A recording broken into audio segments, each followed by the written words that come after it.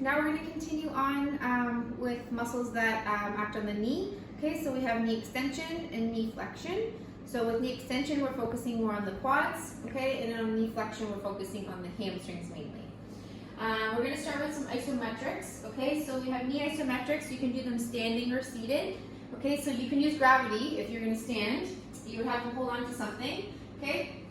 So for knee flexion, I would just have them flex their knee this way and stand holding on something safely, of course. For balance, unless they wanted to try without, you could put an ankle weight on there as well to make it a little bit more challenging, and they would hold this for 10 seconds, okay? So that's a standing knee flexion. If you wanted to do seated, okay, I'm going to work on this leg here. So if I need to flex my knee, I need to bring my heel backwards. I'm going to block it with my opposite leg and push into it and hold for 10 seconds there. Okay, so there's a seated one.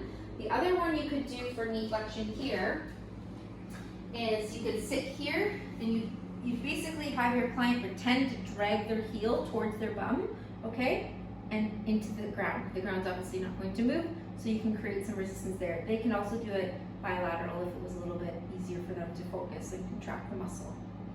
Okay, so those are for hamstrings. So bicep femoris, semimembranosus, semipendinosus, okay, all of those work there.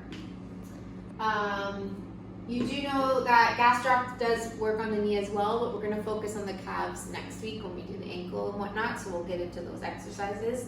Also, popliteus is behind there as well. That just assists and it unlocks the knee, but we're not going to be doing specific exercises for that per se. These will all be fine.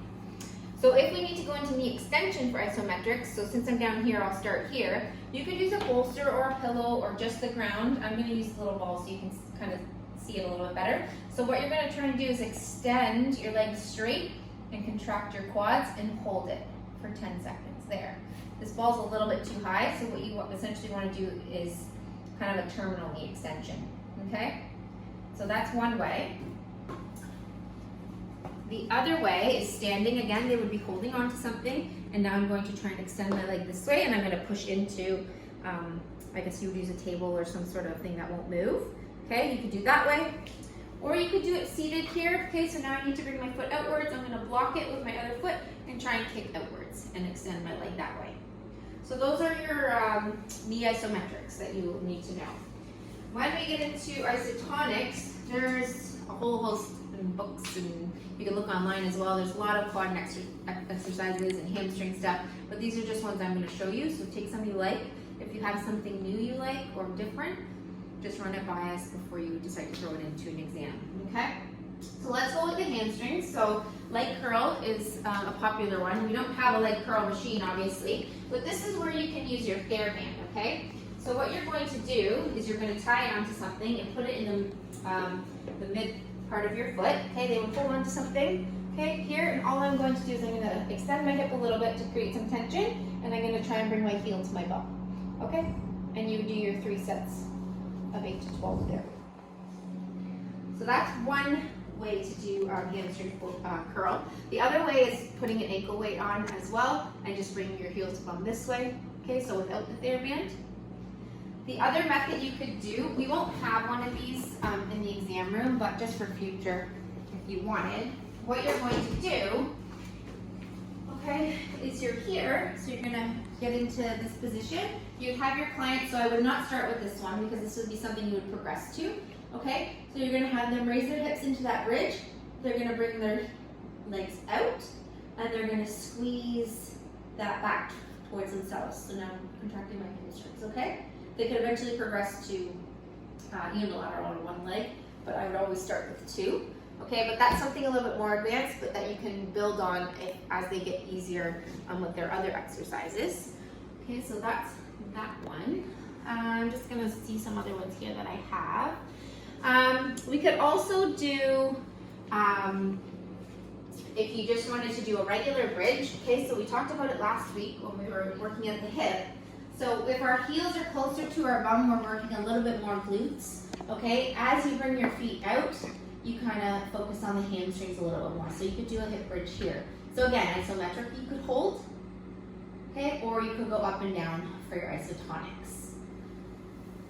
The other exercise you could do, so some of these exercises also work the quads as well, so we'll get into that a little bit later.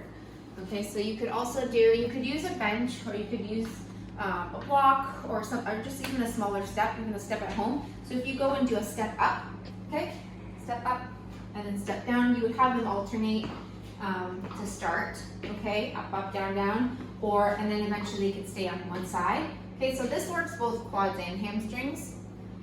So that's just a little bit more advanced as well. So that's stuff for your hamstrings. Extensions, so we're going to talk about the quads now. So we're going to start with the TheraBand again. Okay, so now I need to do leg extension. So now the TheraBand comes on the front of the foot rather than the back. Again, they would hold on to something, and now I'm going to try and straighten out my leg, okay? So we don't have a leg extension machine, but you can create one with a TheraBand tied to something, okay? That works. Again, you could have an ankle weight and have it do them this way without a TheraBand, okay? You've all seen the leg press machine in the gym. We don't have one, but we can make one with our TheraBand here. So the shorter you hold on to the TheraBand, the more resistance, okay? So you have to do it unilateral. They're gonna push out and in, okay? So it's kind of a makeshift leg press, okay? You could do that. Let's see what else you got here. You could use your step up that I showed you previously. And then we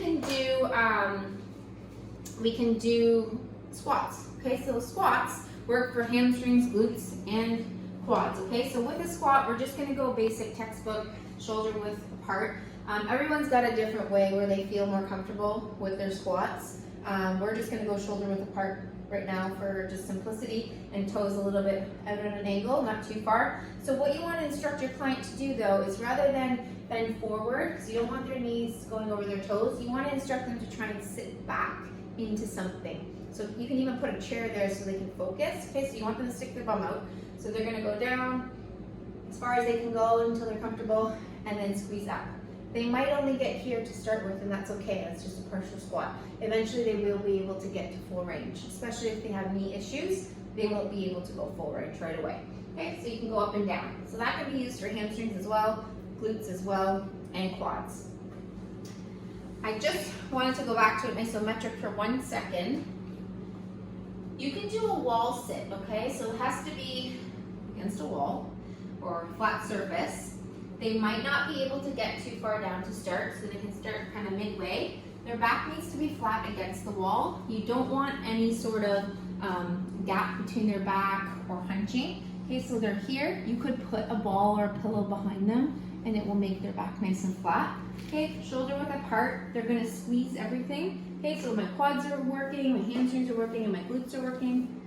They could sit like this. They could put a plate on top for some weight, and you hold it for 10 seconds, okay? Eventually you can build up to longer time, but for rehab purposes for this course, we would just do the 10-second hold. Okay, so that's an isometric for both of them actually, so you can throw that in with those exercises. When we get to specific quads, so rec fem works at the hip as well, works at the knee, so we've done a bunch of those exercises. Vastus medialis, actually, there's an exercise that targets it specifically. So if you squeeze a ball, pillow, bolster, whatever you like, adduct your legs, squeeze them, and you're going to extend the affected leg. Okay, and that works on the medial side of the quads. Okay, so that's a VMO, vastus medialis obliquus. It's just the way it runs, and what we used to call it. This is a good vastus medialis exercise. Okay, so you have to adduct and then extend. It does work the other quads as well, but it does focus on that medial part, that teardrop when you kind of flex. You'll be able to see it pop out. The last one you could do for, for both of them is a lunge, okay? So a lunge, right? You could do stationary or moving, okay? So you don't want your leg too far back and you don't want it too close. You also don't want it in a tightrope. You kind of want to have it a little bit staggered. So kind of in line with your heel and out of it. You're going to have that person sink down with the back knee as far as they can go and squeeze up, okay? So I'm working the quad on the front leg, squeezing my glute on the back leg, okay? Down and up, okay? If you wanted to do an isometric, you would just hold it, okay? You can get into walking lunges and forward and reverse and all that kind of stuff. You really have to watch your posture, but for this course, I would just do a stationary one, just to keep it nice and simple. So those are some isotonics. Let's see. Stretches. Okay, so hamstring and quad stretches. There's tons. Let's do hamstrings first. So your easiest one, okay? You're here. You want to try and touch your toes. You have a micro bend in your knees. This is not a hamstring stretch. I'm actually just rounding my back and stretching my erectors. You need to flatten out that back. So I lose a lot of range there, but that's actually my hamstring stretch. So I get way further when I round, but as soon as I straighten out my back, I go a little bit less. Okay, so that's one way. You can use something to prop their leg up on. They don't have to hold on to something. Okay, it just changes the angle. Okay, here you're gonna have them stick their bum back, little micro bend in the knee, and then they're gonna reach. Okay, we're gonna hold for 30 seconds in your exam, 1 to 2 minutes real world. Okay, just raising or lowering the leg just changes the position and gives it a stretch at a different angle. Okay, it doesn't have to be that high or that low. You can bring it higher or lower. You can do your single leg hamstring stretch here. Okay, again, we're not rounding. We're having a nice straight back and we're gonna reach as far as we can go. Single leg or double leg. Again, this does not count. You want a flat back and they're gonna reach forward. So you can give them a target, toes, ankles, shins, knees, wherever they can reach. Okay, and they're gonna hold that. So that will stretch all of your hamstrings. You can stretch semimembranosus on its own. Okay, so when we did last week the adductors, when we went into a side lunge for gracilis and adductor magnus, okay, this was your adductor stretch. So my foot is flat. As soon as I kick my toes up, I hit medial hamstrings. So I hit semimembranosus specifically. Okay, so adductors is foot down. As soon as you raise that toe up, it's medial hamstrings more. So that's that one. Quad stretches, there's tons as well. You can do your standing quad stretch. Okay, so I will show you here. They would hold on to something. Okay, this is not a quad stretch. Their knees are, you're trying to get their knees together.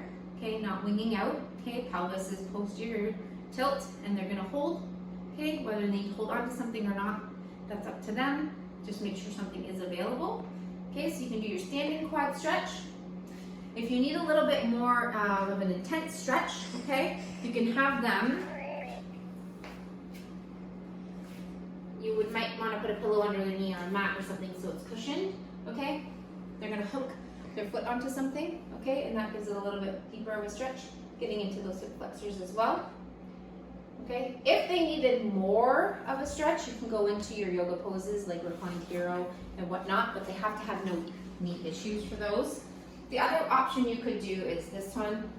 Again, I wouldn't do it for your exam. Okay, you can have them here and let it hang. Okay, so I would use a table or something that's higher to drop down, but the bench or something works just as good. Let me just see. I think that's it for the quad ones specifically. And we did sartorius last week, right? So we do go into our quad stretch for sartorius here, okay? And then because it's an external rotator, we need to internally rotate our hip, and that will specifically hit sartorius, okay? I think that's it for this week. So we'll go through that during lab, and then the following week we'll get into the lower leg. So we'll do your calves, the front of the lower leg, and some ankle stuff as well. All right, see you next week.